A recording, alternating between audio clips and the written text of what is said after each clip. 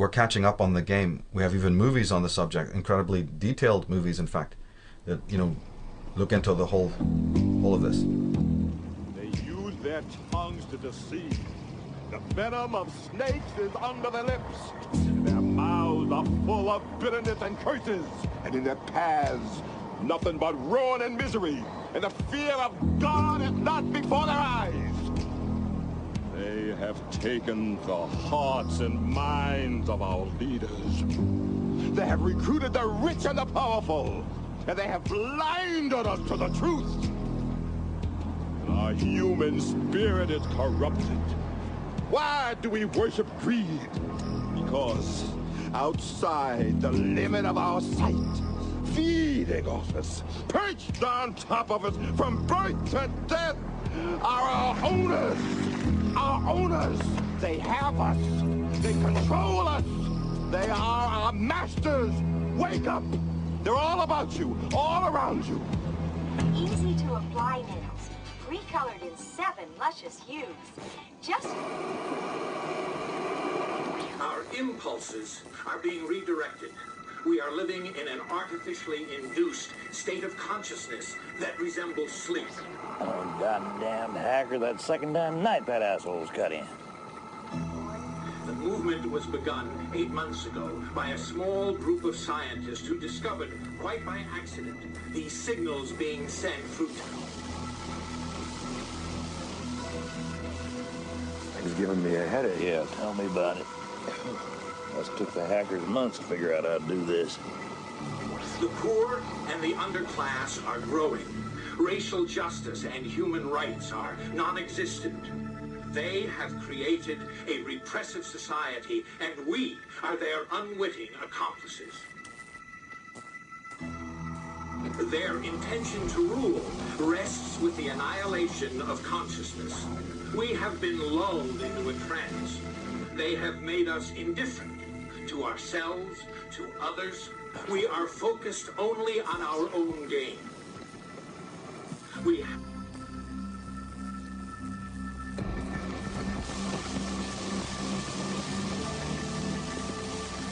Please understand, they are safe as long as they are not discovered. That is their primary method of survival. Keep us asleep, keep us selfish, keep us sedated.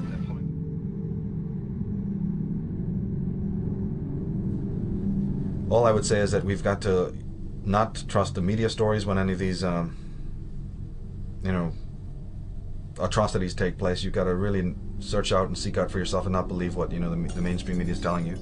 You have to realize that this is a very ancient thing. It's very sophisticated, and that you'll have to realize that religion plays a key part, because it deals with the emotions of man, his irrational drives, and his needs. You know, man being raped on one side of what he really is spiritually, loss of center. So when you see these Sirhans, you see, and these Hinckleys, and these apparently lost souls, you know, who are easily manipulated, you got to realize that that is the guy next door. This is pretty much walking around in the world. But the good thing about the modern age is that you have people like Ted Gunderson and John DeCamp, you see, and whistleblowers from within. Ted Gunderson, of course, was very senior in the FBI. You know, John DeCamp was a senator. You know, you have people from within the system now. You have, oh, I can't remember his name, but in MASH, the show MASH, you know, BJ Honeycutt, the guy, his name will come to me in a minute. He has made a personal investigation into child abuse and satanic circles. So you have famous actors, you know, Lee Majors and Robert Mitchum have done movies on this, you know, certain Albert Finney with Looker. You know, there's a lot of movies out there that have been covering this. Of course, The Manchurian Candidate immediately jumps to mind, with a fantastic film with, who was in that? It was Frank Sinatra, you know. Lots of elements there. And that is not fiction, that is absolutely true, with key words, key phrases. Isn't it a coincidence that Mark Hinckley and Chapman, you know, both were reading Catcher in the Rye? You know, so just even these small sort of anecdotal connections, and the way they do it is also very interesting. How the whole process of how an actual mind control slave is made runs along pretty typical lines. They have traditional ways of doing it. is very much based on your own profile when they've been studying you independently without your knowledge. And also, of course, we find out that many of these individuals who've gone down that road, who've been so abused this way, were in fact involved with the corps, or the the United Nations, or the media, the military. You cannot even document the cases of the people who've gone on to commit these crimes, including Oswald and Son of Sam, David Berkowitz, and other people. They've all had some sort of background in the military, or they've all worked for some sort of United Nations group, or military corps, or Peace Corps, or whatever. They've had some tie-in with some major orgs, and sometimes a lot more, sometimes full-blown, military intelligence kinds of organizations. And we even know that the conspiracy movement and the New Age movement is infiltrated by these people. There's all sorts of levels on this, all the way from the spiritual level, with religion affecting your mind and disempowering you in order to control every action and every thought you think, all the way down to this more street level, mind control, where kids are recruited from school because teachers who are in the pay of these think tanks observe the child, observe their spiritual tendencies, observe their introverted nature. Because you'll always hear the same refrain.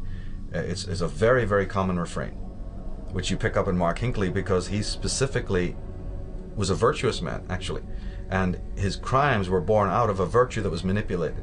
His virtue was to save the young from all the pestilence and evil that he saw that was rampant in the adult world.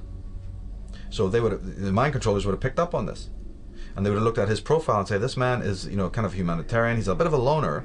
So he was a kind of a loner in school, yet as a loner he joined the military. Why would a loner, see, there's a contradiction right there, and they pick up on that. Why would a loner be joining something which is not only collectivized, it's highly collectivized, it's very regimented? So then they pick up conflict in his personality, and then he joins a collectivized kind of setup like the military, and then is still super introverted. His buddies will say, oh, we didn't go on with him, he never spoke, he was dead quiet. So you've got little contradictions there. Why would a man even like that be compelled to join something totally antithetical to his nature? Was he compelled to do that?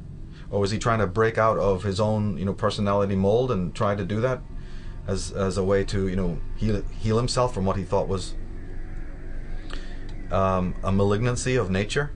Because if you're introverted and live in the West or live in America, they'll make you feel that you're malignant, all right. It's not that introversion is malignant, quite the contrary. As the psychologists know, it's the extrovert personality type that's the easiest hypnotized. Ha ha ha. The extrovert personality, Mr. Sunshine, the one season world, getting gung-ho guy who's super successful, got everything that the material world can offer, he goes under in 2 seconds flat, but it's the introvert that you kind of, manipulate. Well, so this is the, again, contradictions.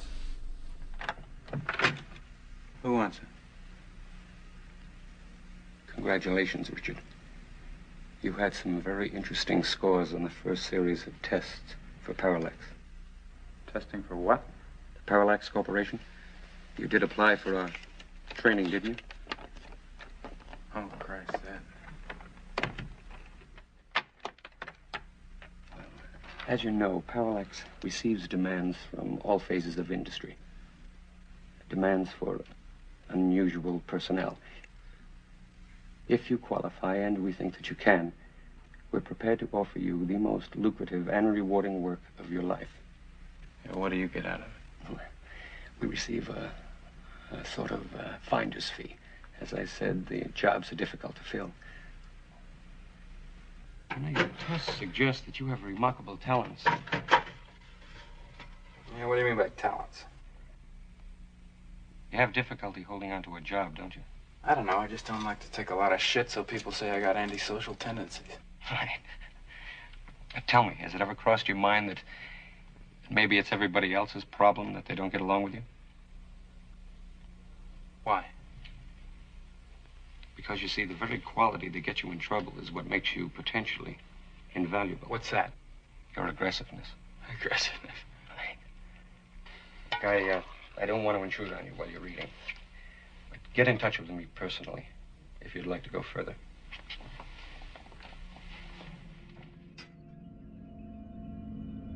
But man is herded like an animal because that's another easy way to control his actions.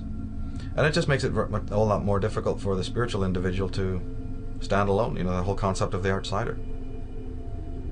And can the outsider even take that type of ostracization and a feeling of alienation, or can he learn to live with it as a necessary evil, and try to find a center in some way?